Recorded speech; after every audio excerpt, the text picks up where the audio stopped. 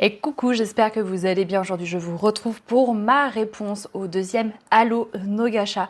Si vous ne l'avez pas encore écouté, je vous invite vraiment à l'écouter. Allez-y, foncez. C'est une piqûre de rappel. C'est un Allo No Gacha qui rebooste, qui nous aide à nous recentrer sur nous-mêmes et surtout à ne pas se laisser bouffer par nos peurs et par le regard des autres. Alors que dire si ce n'est merci pour ce rappel fondamental. Tu as tellement, mais tellement raison. La vie, elle est courte, la vie, elle est fragile. Mais la vie, c'est maintenant. Et c'est maintenant qu'il faut profiter et arrêter de se mettre des barrières. Combien de personnes n'osent pas changer de travail? Combien de personnes n'osent pas s'habiller comme elles le souhaitent par peur du regard de l'autre? Combien de personnes, finalement, n'assument pas qui elles sont vraiment? Beaucoup, beaucoup, beaucoup trop.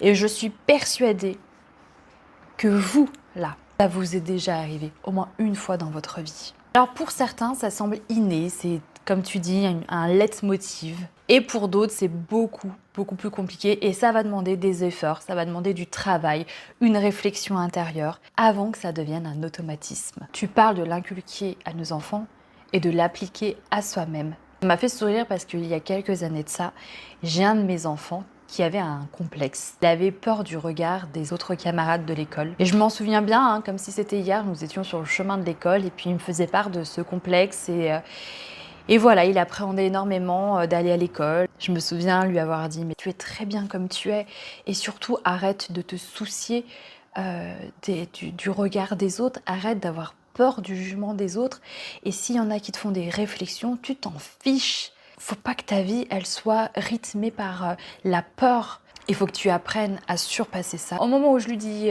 tout ça, je me fais une réflexion intérieurement et je me dis « mais cocotte, c'est bien là ce que tu racontes à ton fils, mais il serait peut-être temps de l'appliquer à toi-même. » Ne plus perdre de temps, d'énergie avec ces peurs qui nous bouffent la vie, avec cette peur du regard de l'autre.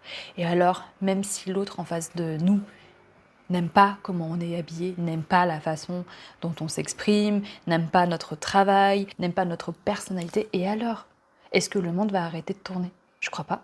Ça va pas changer comme ça en un claquement de doigts. Ce serait beaucoup trop facile, beaucoup trop simple. Hein, je pense que ça en vaut la peine d'essayer. Parce que tous ces projets qu'on a en tête, tous ces rêves qu'on a, bah quand on doute, quand on a tout le temps peur du regard de l'autre, bah on se lance pas, on n'ose pas, on procrastine, on remet à plus tard et puis des fois on fait jamais. Et le temps défile. Et à un moment donné, je pense, vous me le direz en commentaire, mais je pense qu'on a tous été au moins confrontés, au moins une fois dans sa vie, à des situations où on prend conscience réellement que la vie ne tient qu'à un fil, que tout peut s'arrêter du jour au lendemain. Dans ces moments-là, on se dit, mais profitons, profitons, profitons. La vie, elle est trop courte. Le rythme effréné du quotidien fait que on s'éloigne de plus en plus de tout ça. Et puis, on remet à plus tard en se disant, quand j'aurai un peu plus confiance en moi, quand j'aurai plus de temps, quand j'aurai plus d'énergie, quand ce sera le bon moment. Finalement, est-ce qu'il y a un bon moment? Bref, merci encore une fois pour ce Allo No Gacha qui mérite réflexion, vraiment. Je terminerai enfin, ne perdez pas votre temps à être quelqu'un qui n'est pas vous. Voilà. Et sur ces paroles, je vous souhaite une très très belle journée.